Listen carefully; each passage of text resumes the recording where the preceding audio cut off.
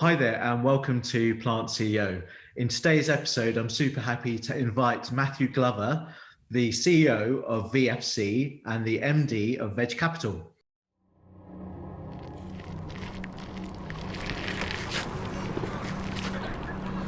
My life. They do not want you to see this.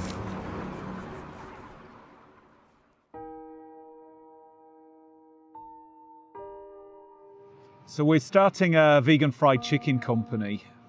The mission is very much to spare animals and reduce suffering.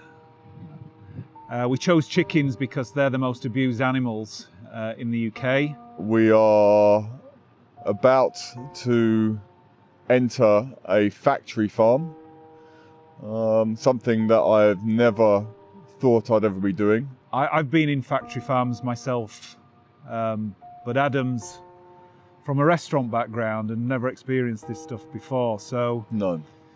we felt that we wanted to experience what it's like for chickens. So Adam, how do you feel about doing this, going into a farm?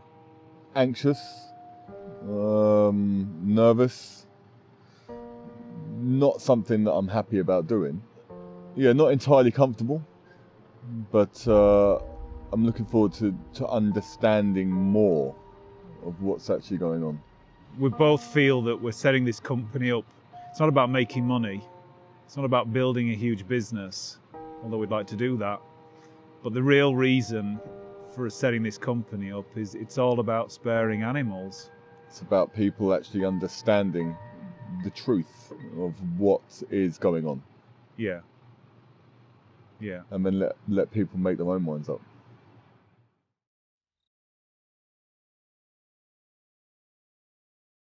Hey Mathew, how you doing?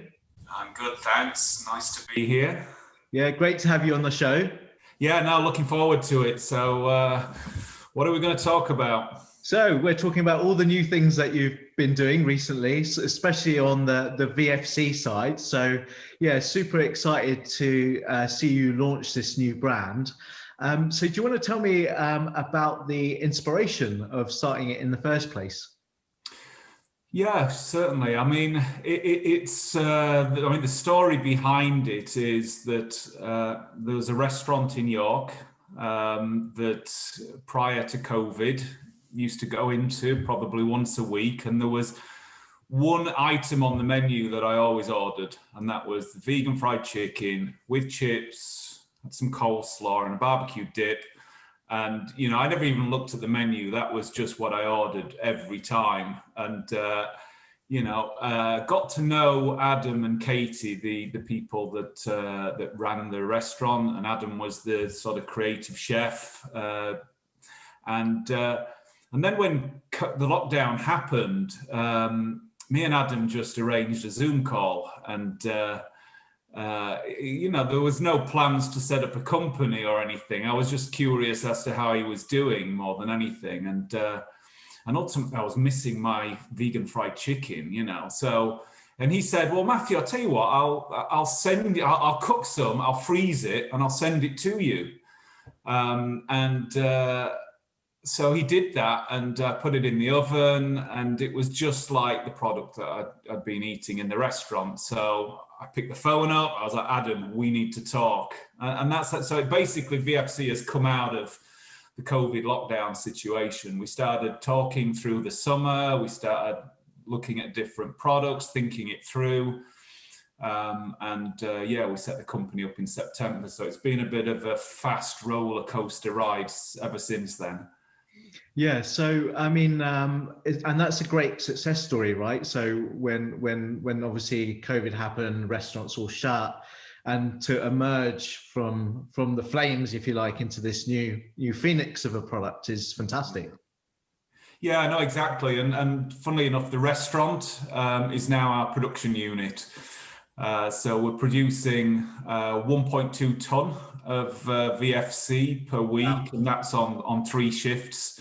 And we're selling all of that. So it's been, a great sort of proof of concept, sort of launch phase in effect. Right. But one thing that has been a challenge for me is that we have this capacity. We can't sell any more than that at the moment. Yeah, I was going to ask you, like, I think, what would 1.2 tons equate to in terms of pieces, I guess? Oh, I don't know. I mean, we're sending around about 200 boxes a week, direct to consumer. Right. And then we've got some trade customers now, so we're selling to various different restaurants. We're at the Vegan Kind. We've shipped to our first distributor in Spain, so we've got export orders as well now. So, but in terms of products, I don't know. It's quite a lot. It's quite a lot. Yeah. So I guess what you're saying on the production side, you might have to find new facilities soon.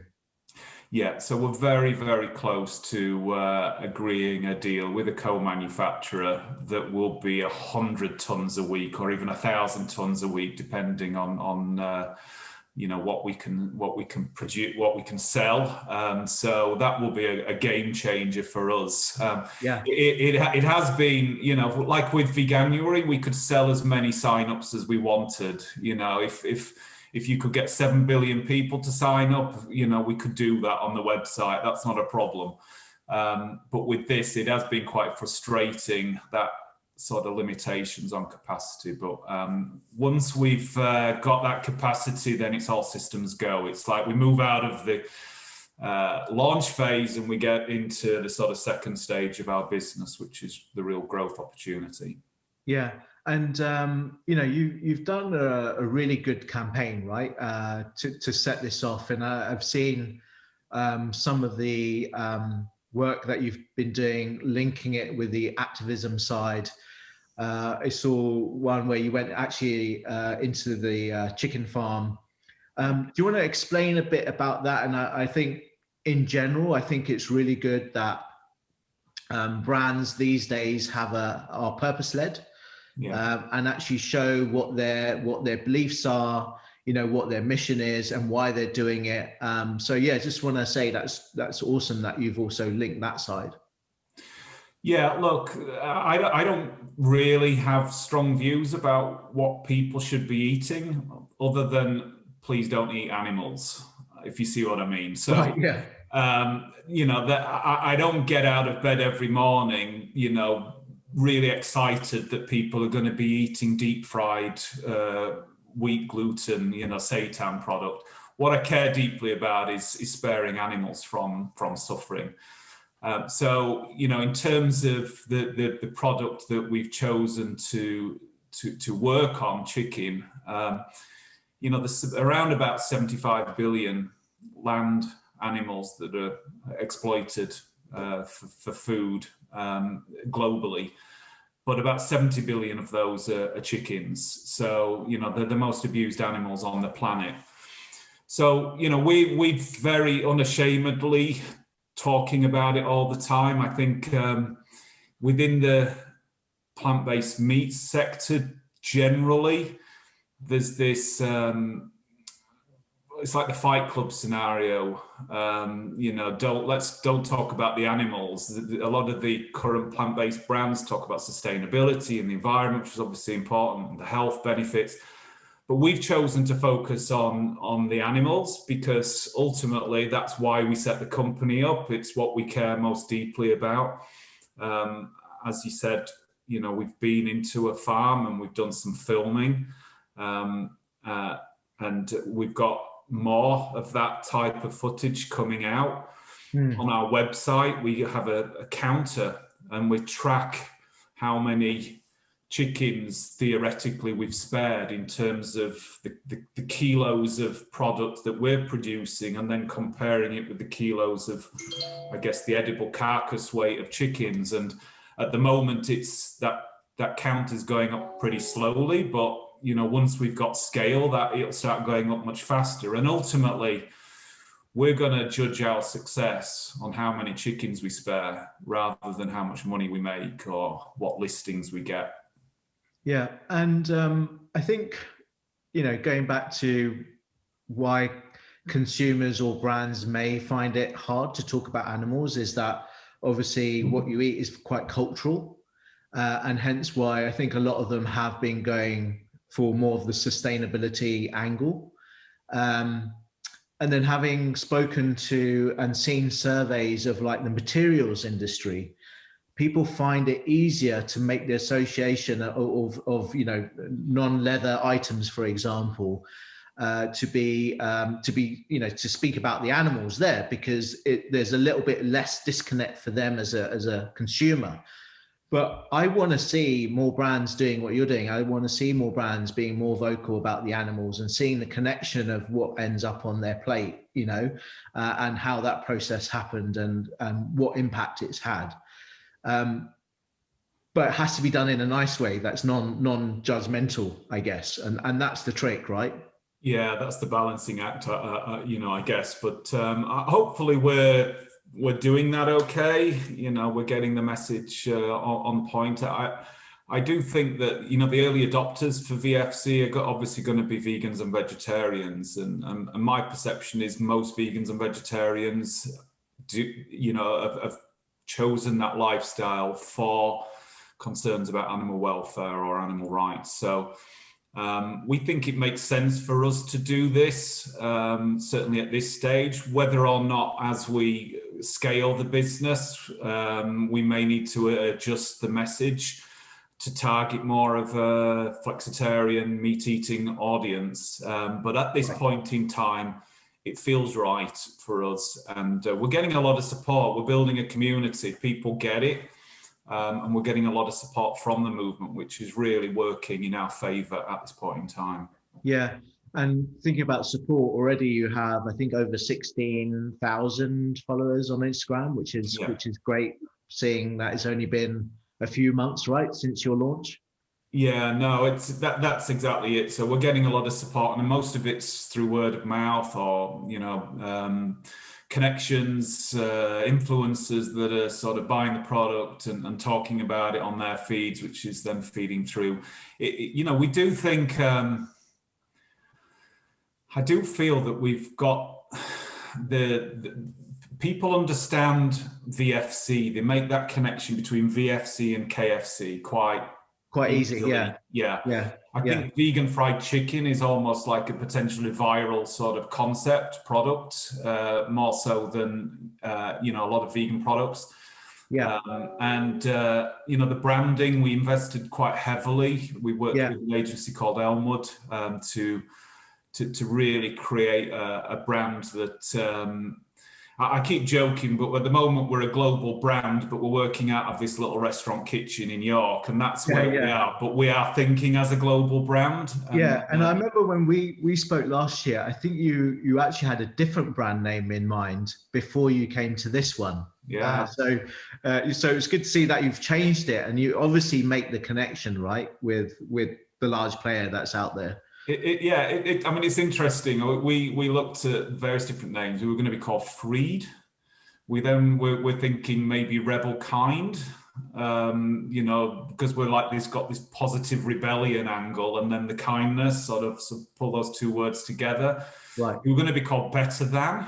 Yeah, so that's the one that me and you spoke about. And we looked at all of these different, and we talked them through, but all the time the product was VFC. You know, we kept talking about VFC, and we were in our emails we were talking about. And then Adam rings me up one day and says, actually, Mathew, do you know vfc.co.uk is available to buy? I mean, it was not a lot of money, and we just thought, why don't we just call it VFC? That's what that's what we keep referring to it anyway. It sort of stuck, and I'm so glad that. Definitely. I think it was a great move. Yeah, it was good to see. And thinking about the actual product, you mentioned it was wheat and gluten, seitan based. Yeah. And I guess it all depends on like the secret recipe, you know, that you have in mind for the coating. Yeah. But on that, I don't know if you saw recently, there was a viral video going around on TikTok about how somebody making fried chicken from, you know, flour and frying it. What are consumers saying about the product so far, in terms of, like, I know you've been very used to it because you're a big fan of the products, but what are the consumers actually saying? Yeah, so I think being straight with you. I think like with our brand, our mission, our sort of concept is like 10 out of 10, you know. Right. In terms of products, the feedback we're getting is it's an 8 out of 10. So we're getting a lot of people that really do like the product, and particularly the vegan community, they're connecting with it, they're buying it again. We're getting a lot of repeat orders. But we're mindful that we do need to improve the product. So it's almost like we've launched with a minimum viable product. You know, that's what the whole launch phase was. It was getting consumer feedback. What people really like is the appearance of the product. They're liking the coating and the texture and the flavors that Adam's put into the outer coating. Right. What we do need to improve is the matrix, the chicken element of it, and so we will have a version 2 coming out very shortly, where it's more chicken-like. The texture and the flavor gives more of a feel of chicken, and the mouth feel and everything. So I think it's good, the current product, but it's going to get better. Yeah, and then I guess when you work with a co-manufacturer, you know, that going from, you know, having control in a smaller environment, so to speak, moving to larger scale, brings its own complexities, and they've got to have good experience at that and keeping the flavor authentic to what it was before, to your, you know, newer versions that you create. Yeah, absolutely. I mean, we're working with them. We've trialed various different samples. Okay, great. So the ingredients that we're using at the moment are not necessarily going to be the ingredients that we have once we're at scale. What we're trying to do is take the matrix element, the chicken-like texture that they already have, and then add our personality, which is, I guess, the secret recipe. Right. Although it won't be so secret as the company that we mentioned earlier, but you know,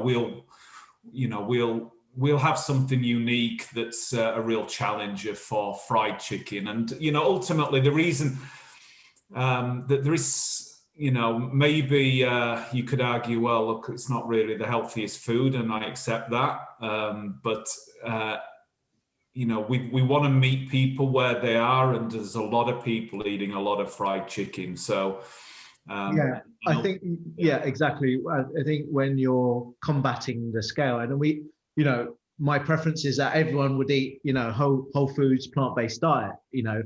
I think, you know, the vegan junk food is nice to have in moderation for sure, but it's more about the impact, right? And I think if we can get people not having, you know, real chicken, I guess, and the harm that's caused to that, and use your products or other chicken-based products, I think that's a good thing. And then what I hope is that those yourselves, other brands will come up with also other options, you know, more healthier options as well, to some degree.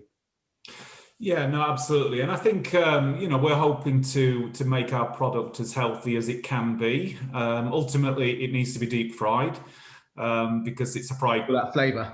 Yeah. But, you know, there's not going to be any cholesterol in there. There's no antibiotics. There's none of the nasties you would get in chicken. So, exactly. You know, and it's not something that we're recommending people have every day. It's a product that you have on a Saturday night as a treat while watching the football or whatever it is. That's the concept. And I think people are getting that and understanding that. Yeah, that's awesome. And has you know, KFC or Yum Brands, the owner, been in touch, and have they mentioned anything to you or made any contact? I mean, I think we've sort of slid under their radar so far, and you know, so yeah, I mean, it would be, you know, we're not frightened by that. It will probably create some good publicity if that did happen. Yeah. Ultimately, but no, I mean, you know, they're so big, but we'll catch them up once we get to scale. Hopefully they'll start to notice us. Yeah, and you know, I think they haven't been afraid of, experimenting with plant-based products? Like in the US, obviously here, they partnered with Beyond Meat with some of their products as well. And what are your thoughts about, I guess, large brands like them and others who are investing slowly, I guess, and not a huge, fast scale, but they're making a small, dent, I guess. Yeah, no, I actually did a talk with Evolution a few years back, and the title was something like "Why KFC, McDonald's, and Unilever are not the enemy."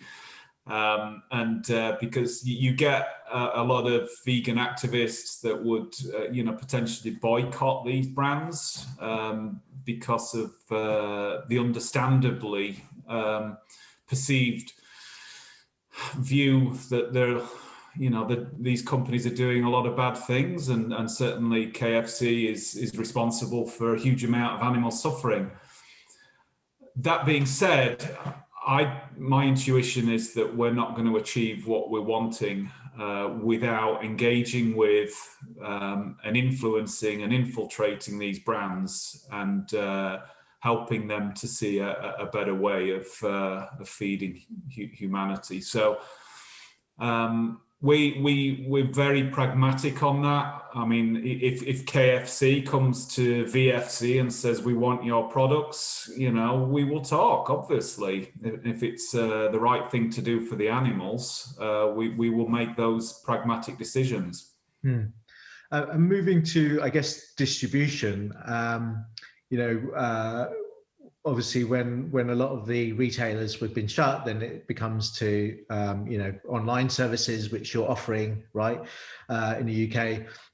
Have you partnered with any of the big distribution companies, like the services like Uber or Just Eat? Is that part of your plan as well? Yeah, I mean, we're talking to so many different potential partners at the moment. It comes back to the challenge that we have on capacity and supply at the moment. So we have Stuart McGuckin, who is our sales director, and we keep joking that he's actually a sales prevention officer at the moment because he's having to have a lot of conversations and put a lot of people into like a holding pattern. Right. And we'll come back and chat with you when we've got the capacity sorted out. Yeah. So, I mean, we're talking to distributors in most of the territories of the world: Australia, Canada, US, Scandinavia, Benelux, Far East, Middle East. It's hugely exciting. We're talking to food service providers in the UK that again want to take the product. We're in conversations with one of the major chain restaurants in the UK that's interested in putting VFC on their menu. That's fantastic. And we're also in conversations with some of the major retailers, supermarket chains in the UK as well. And so that's where we're going to get the scale. Right. Yeah. And you've just, you mentioned earlier that you've just done a distribution deal in Spain. Why was that also your first choice of market for mainland Europe? Do you know, it was mostly because there's a distributor there that was desperate for our product and wouldn't leave us alone until we sent some product, being honest with you. So okay, right, yeah, nice. Yeah. So and the volume was manageable for us. Right. It was a few pallets, but it's gone really well. I mean, they're already listed in 37 outlets in Spain now. Which is amazing. Yeah, and they've reordered, which is really promising as well. So the opportunity for VFC is huge, and we've got we expect to be at 20 million sales minimum within 3 years, and we have stretch targets on top of that. Just looking at the opportunities and the interest that we have around the world. Yeah, and in terms of your investment so far, have you raised the cash for this business, and are you looking to do any rounds of financing? Great question. So we were pre-seed funded by Veg Capital. I put some money in myself as well, a small amount, and then ultimately myself and Adam put a lot of sweat equity into getting us through the launch phase. This news hasn't gone out yet, but it's going out this week. But we've just secured seed funding to propel us for the next 12 to 18 months. And again, Veg Capital has led on that, with some interest and involvement from the senior leadership team. Great. And have you got anybody else on board in terms of that seed round investment? No, there's been a huge amount of interest from VCs, and I mean, it's really humbling to see that. But we've been letting people know that we can finance the first sort of 12 to 18 months ourselves through Veg Capital, and that we're looking at potentially doing a Series A next year, at which point we would be it would be a much bigger raise, and at that point we will potentially look at taking on other institutional investors and angel investors at that point in time. Yeah, so you can keep those in another holding pattern, right? Yeah, and obviously through Veg Capital, I've got to know a lot of VCs and angel investors, and it's been great to see the support that they've given the brand as well. Right. So let's talk a bit more about Veg Capital. So, you know, UK based fund that was launched. Was it also 2020 or was it the year before that? Yeah, it was in the summer of last year. Yeah. And it's gone, you've managed to get hold of some great, some companies that you've invested in. Do you want to talk about some of those and highlight some of those companies? Certainly. We launched publicly last year, but we'd already started doing sort of quietly a few investments before then. So we've probably been investing for around about 18 months in total. We've now invested in 19 companies. Typically we're investing between 50,000 and 250,000 pounds sterling. So we're at the pre-seed and seed stage, but then also being open-minded for follow-on funding in the companies, you know, once they get to the next stage and need more capital.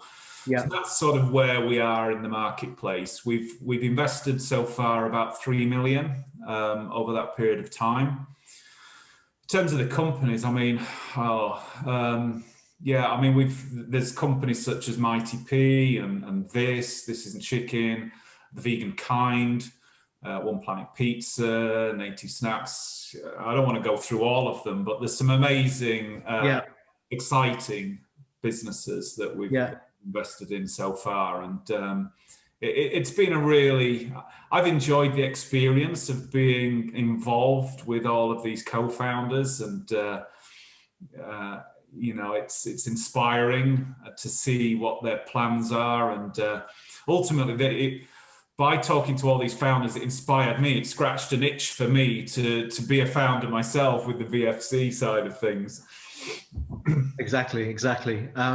And some of those companies, Mighty P and The Vegan Kind, have come on Plant CEO, and I just got sent some new protein powder actually that Mighty P have launched now, which is awesome. So it's good to see how, you know, they're expanding their range, and also I think Scott is from The Vegan Kind is looking to do another round as well. So great to see those companies growing, as well as the success of this. Too. They're both on huge growth plans and exciting, sort of aggressive strategies of growth, and you know, we're very proud to be involved in those. You know, just to give you an idea on what we're looking for out of investment opportunities, similar to quite a few funds that are out there now, but we're focusing on ultimately removing animals from the food system. So every opportunity that comes our way, the first thing we look at is, is this idea, is this product significantly moving the needle in terms of animals in agriculture? And what that tends to mean is that we're investing mostly in alternative proteins, dairy replacements, fish, egg, but also we would look at ready meals, where it's a full meal, like a pizza or a frozen ready meal, let's say, because we see that at that point in time, somebody's eating a full meal, they're not eating animal products at the same time. We do, one of the things that I've found difficult about this job is I'm saying no a lot of the time to people, and a lot of these founders have got great businesses, and they're very investable, but it's just not necessarily ticking the box for us in terms of the animal life spared. Yeah, I mean, I guess that you've got to make a start somewhere, right? In terms of what you're looking for. Are there any sort of markets that you're also open towards investing in? Like, are you looking like globally? Yeah, no, great question. I mean, the first few investments were in the UK, I guess because, I'm based here and connected with, a lot of the different businesses in this sector. More recently, we've teamed up with Veg and their incubator scheme, and we've built a partnership there whereby the cohort companies that Veg would like to invest in, Veg Capital makes that investment. And because we're ultimately a non-profit fund, and we commit to give any profits that we ever make out of Veg Capital to charity, to effective animal charities ultimately, then what we've done with Veg is we've said, okay, well, any companies that successfully go through your incubator scheme, and we'll invest in those, and then the profits would come back to Veg specifically. So it's like a perfect virtuous circle, really, to me, in terms of making the investment. If that investment becomes profitable longer term, it's going back to the good cause that's helped to help them on the journey in the early stages. And then we've also we have an agent now in Brazil. We've got our first investment going through at the moment. We're talking to another one, and myself and Cricker were on CNN Brazil recently.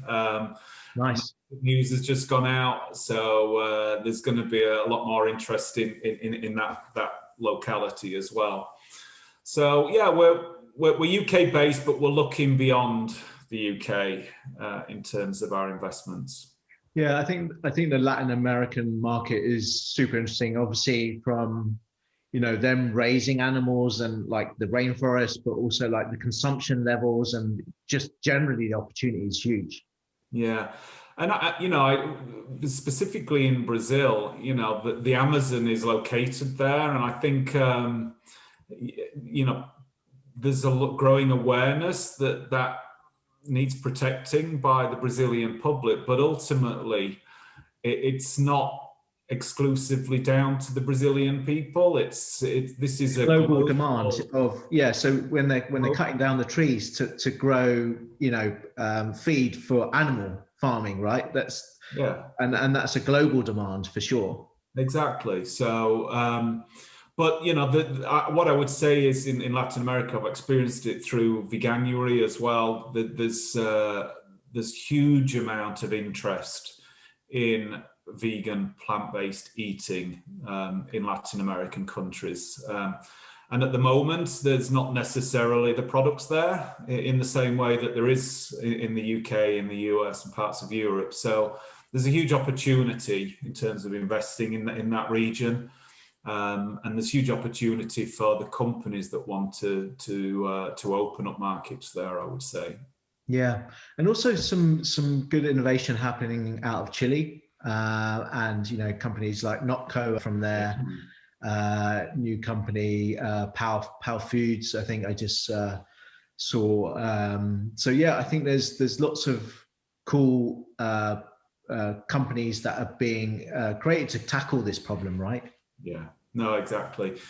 Interesting, we've had interest in Peru and Chile as well for VFC, so they could, wow, okay. we could be supplying those regions sooner than we might have expected. No, I'm with you. Yeah, nice. And moving on to Veganuary, obviously, congrats on co-founding that with Jane, and brilliant to see the momentum. I had Ria come on the show, and fantastic work that they've been doing, and they're also now a registered charity. And how successful was the January campaign? Obviously, we want it to be a full year, but can you talk about a little bit, just very high level about that? Yeah, no, absolutely. I mean, I'm so proud of the Veganuary team. Ria is amazing. She's doing such a good job of building a team around her. I mean, Veganuary is doing so much better since I stopped being involved on a day-to-day basis. Yeah, having a strong female leader. A female total senior leadership team as well. Nice. So, I mean, the numbers this year were great. I mean, we were worried, obviously, when COVID hit, and whether or not that the media were going to be less interested, and people have got other things to be worrying about this January compared to previous Januaries. But there was also the elections in the US. We had Brexit as well on the agenda. But irrespective of all that, Ria and the team did an amazing job. We grew the numbers taking part. We had more product launches, and that's the one thing that I've witnessed it so much through Veg Capital, is the impact that Veganuary's had on the commercial world.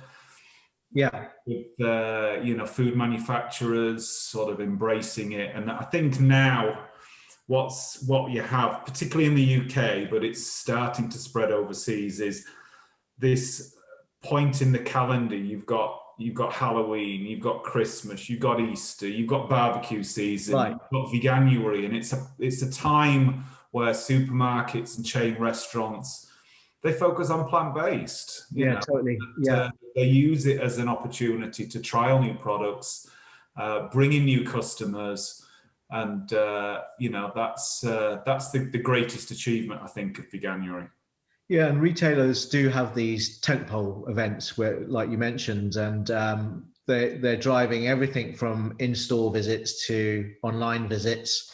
Yeah, and I think Veganuary also did some partnerships where they had their own sort of section, didn't they, or within an aisle, which is great to see that branding happen.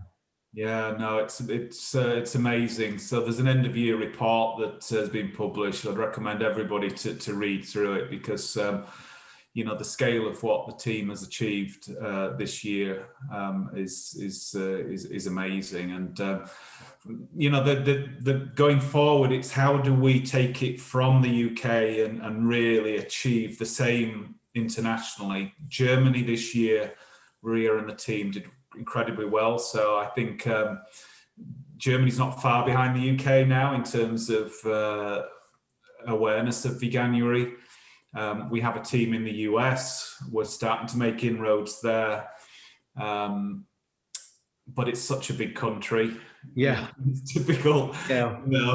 And we're limited on our resources and our funding, so we can do as much as we can. And but it's growing every year, and I still think it's a sleeping giant as a campaign.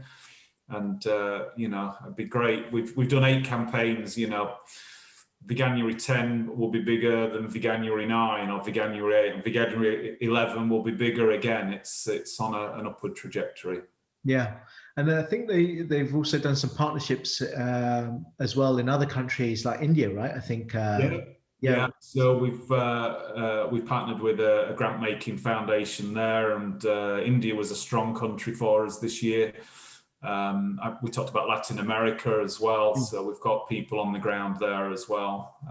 So it's international. In the early days, it was maybe 70% of people signing up were in the UK and 30% were everywhere else in the world. Now it's the other way around. It's maybe 30% UK and 70% everywhere. Okay. Wow. They're not exact figures, but just roughly. Right. Okay. Yeah, sure. How many signups or new signups did they get? Do you know for January? I'll put the report in the show, by the way. But yeah, I think it was 580,000. Okay. Yeah, or thereabouts. Yeah, great. It's great momentum. Yeah.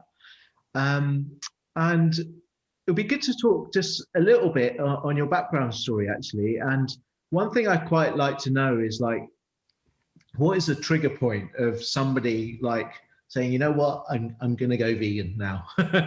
Can you recall, you know, what led you to do it in the first place?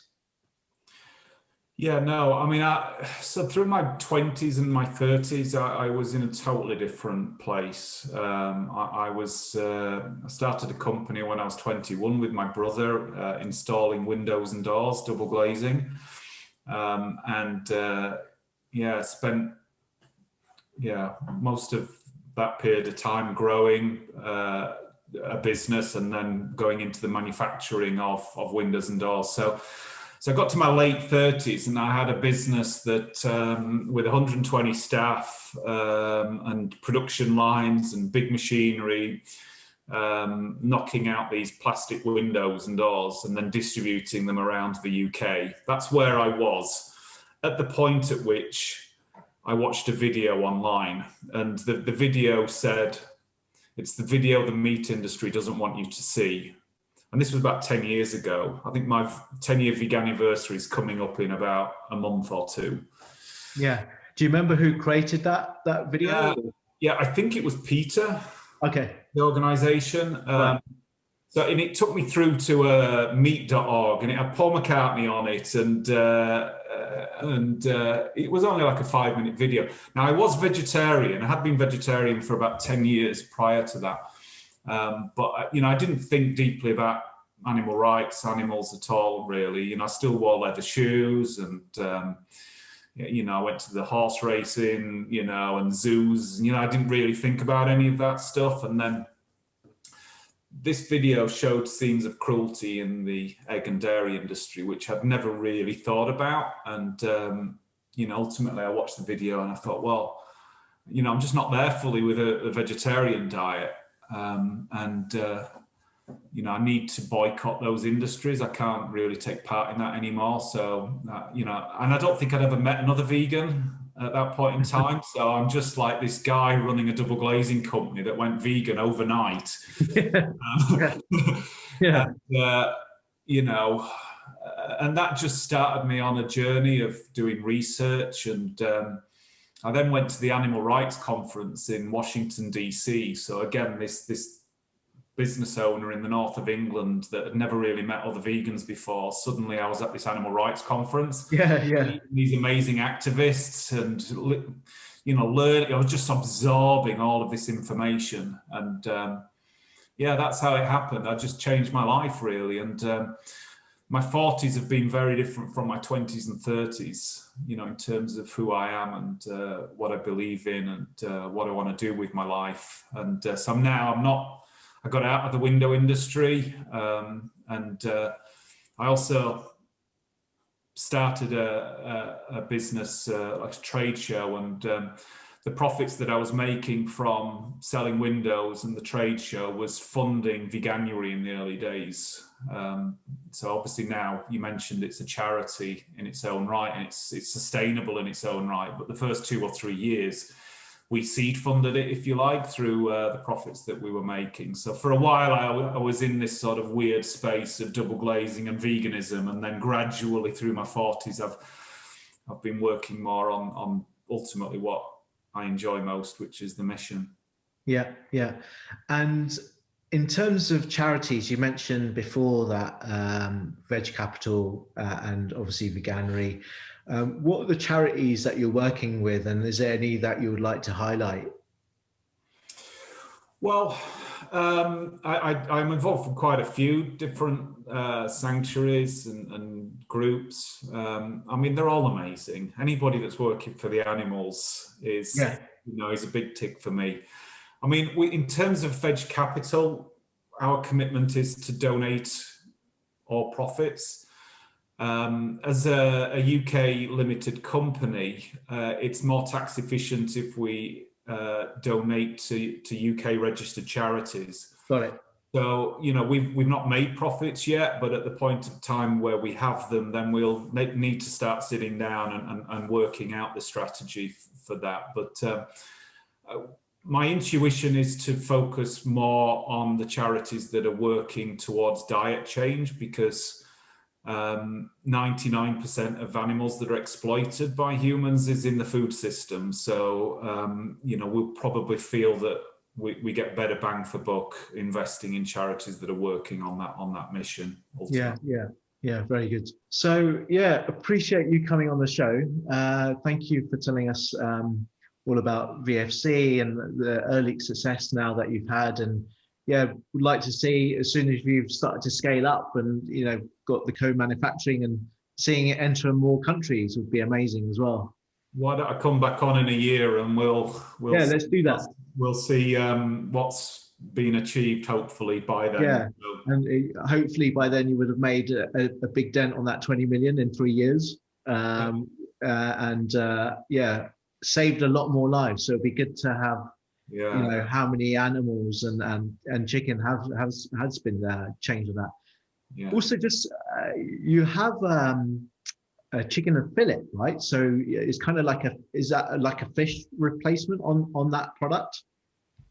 Interestingly, we are looking at NPD on the fish side, because again, in terms of the numbers, the chickens are exploited in huge numbers, but fish are on a different scale altogether. Totally. Actually, today is the day that Seaspiracy hits. That's right. I was just going to talk to you about.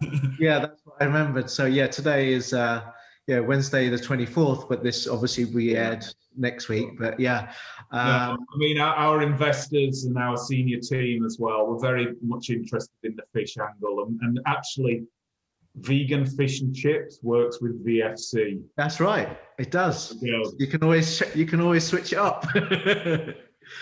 Fantastic. Yeah, we'll certainly look at fish, but it's not going to be happening in the sort of the next few weeks or months. But it's right. We're looking at. Great. So thanks, Mathew. No, it's great. Thank you so much for having me on your show, and thank you for everything that you're doing to raise awareness. And also, you're an investor as well, so in this space. So thank you for everything that you're doing. Yeah, thanks a lot, and see you soon. Okay, thanks. Cheers. Bye-bye.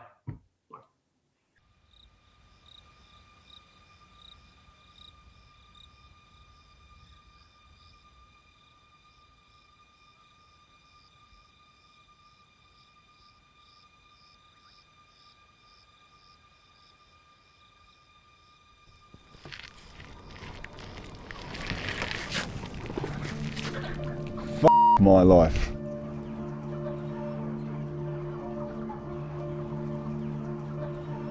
Oh my God. It's disgusting. That bird can't even walk. There's another one there. Look, they're all sitting down.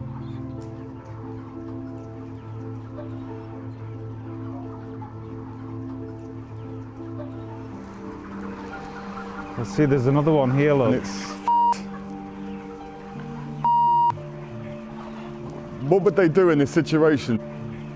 The farmer or the farm workers, they come into the farm and the first job is to cull, basically kill, all of the sick or injured chickens. I am sorry. When you were running your restaurant and you were cooking chickens, did you ever make the connection between the chicken that arrives from the supplier to this sort of scenario in a no, factory but we're farm? not. The food industry is makes me feel like it's full of lies. I'm not being judgmental in any way, because you were serving chicken, previously. I've eaten the chicken. We're all party to this. They do not want you to see this. Yeah.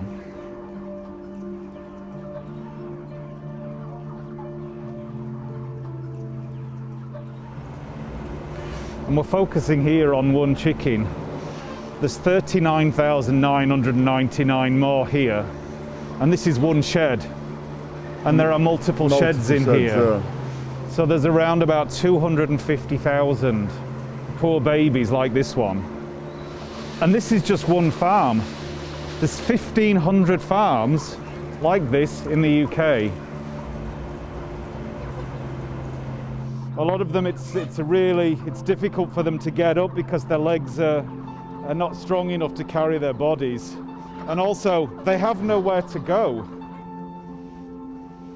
In the UK, we slaughter around about 850 million chickens per year. People don't realise this. 95% of chickens are raised exactly like this, in farms very similar, almost identical to this. But we're not trying to shame this particular farm. This is just the standard. This is the way it is. I think the system is cruel. Food technology has come on in such a way that we don't need to do this anymore. How can this be humane?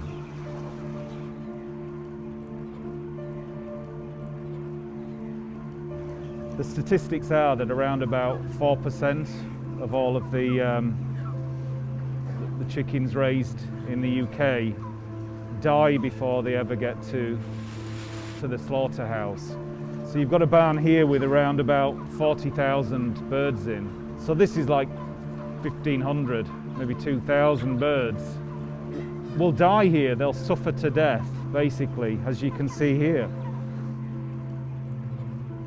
I'm kind of lost for words about this whole situation.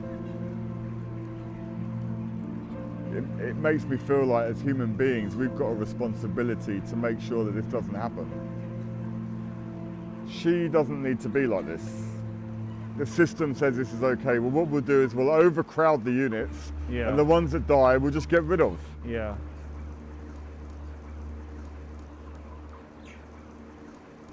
The numbers are so ginormous, but each one of those numbers is an individual like this bird here. Yeah. And these are sentient beings. Imagine if we were filming in here and these were puppies. It's madness. It's like people can't make the connection between, you know, the animals that they love, dogs and cats and horses, and then the animals that they eat, pigs and chickens and fish and cows.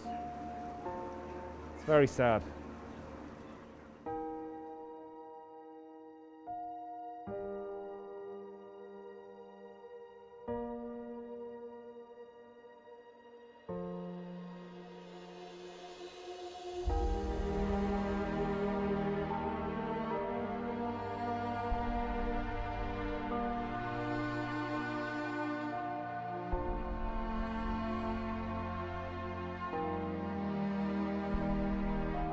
You do not deserve this.